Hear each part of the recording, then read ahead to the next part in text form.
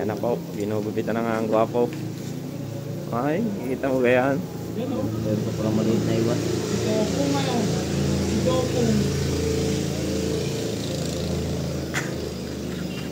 Si Dopong Udong. Ako na. Pero matay nga. Upload ka na ngayon.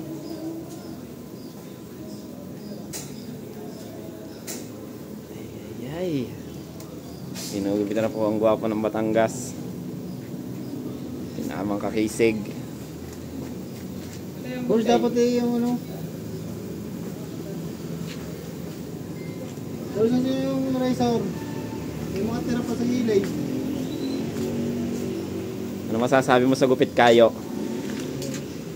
Huwag ka naman ayaw tatanggalin yung kamay na iyan. Ay, Ay, kumahan. Hindi alam na. Hindi pa tapos eh. Ninipis. Hindi niya. Pinugugtay pa kayo ngayon. Kukutabang ko rin.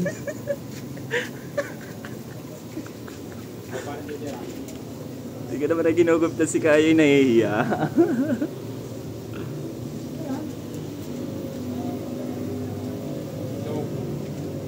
Bombos tayo.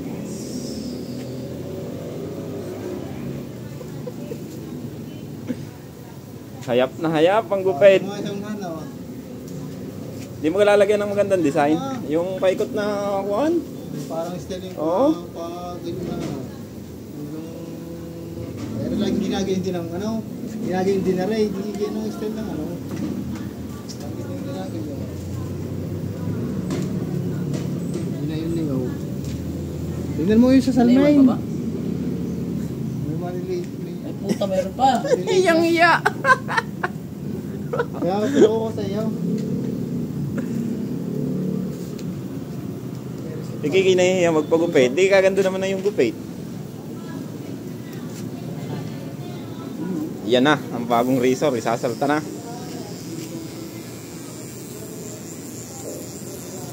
Oh, tanga pahaso agad yung bagong razor. Panalo na. Ikaw quality mo yan. Ikaw quality naman. Gusto pa yung quality.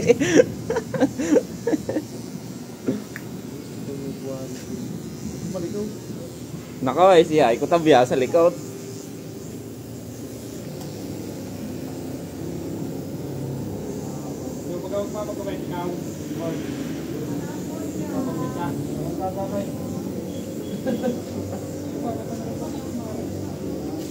Panalo yata yung pagkakabili ni Dabong yun ng gunting. Ano? Maganda, original. Original dyan, may...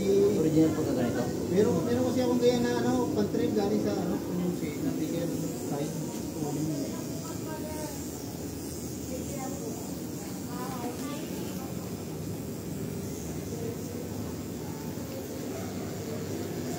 Yun o. Ah, tama na yan. Kailangan tayo. Magkano hindi pagkakakuan, kailangan ay maganda hayap. Oo, mapaligaw.